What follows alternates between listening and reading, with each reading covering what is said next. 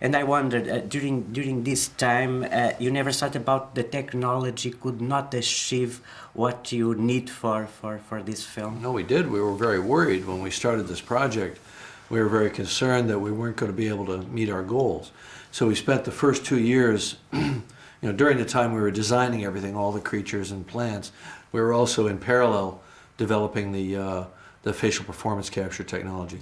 The 3D cameras already existed. We had already developed those for the documentary films, and we continued to perfect it in that time. But what we were mostly focusing on was the facial performance process, because we wanted to not lose the emotion. And some of these other films had a kind of a dead look or a kind of wax figure kind of feeling, and we knew that if Avatar looked like that, we would fail.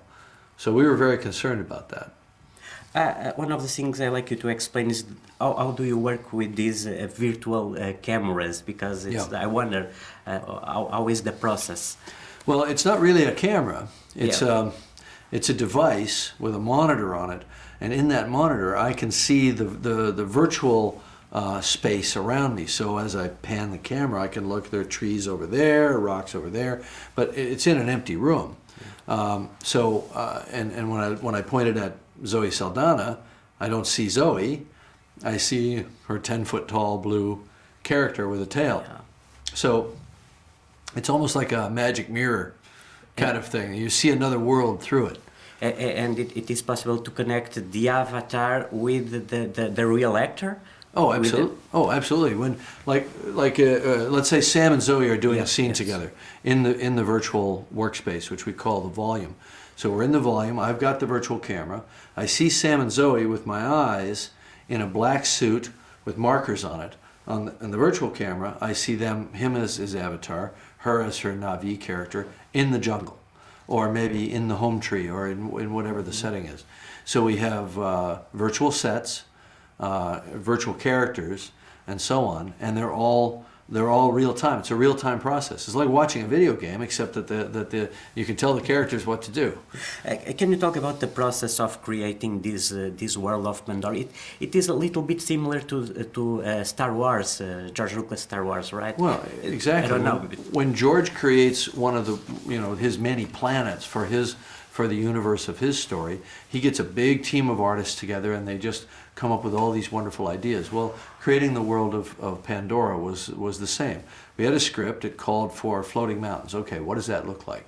So we get artists working on that. It called for banshees and a leonopteryx and a thanator. So these artists would take different projects, different creatures, and they might work on, like the banshee, for example, took over 6 months to design, just the one creature. And in fact, it continued to evolve after that as we created all the different banshees for the movie, different colors and patterns and so on. The Thanator I actually designed myself. That was fun. But I worked with these great creature designers. For the Na'vi characters, we cast the actors. Then we made life casts of their face in plaster, and then they sculpted. Stan Winston's guys that I had worked with on Terminator and Aliens did the sculptures of their faces, and then we would scan them into the computer and work with them in that way. So huge process. Took a long time. I like the love story, of course, but I like also the way you put energy in perspective. Do you think we as a civilization can rely on alternative energies, or do you feel running out of the planet will be the solution? Obviously, it'll never be the solution to leave Earth. Earth is our lifeboat, and we have to take good care of it. And Earth is a great planet. We don't know of a real Pandora yet. The planets we know of so far are not places that could sustain human life. So that's not an answer. The answer is not to run away to space. The answer is to protect our own spaceship Earth, and that's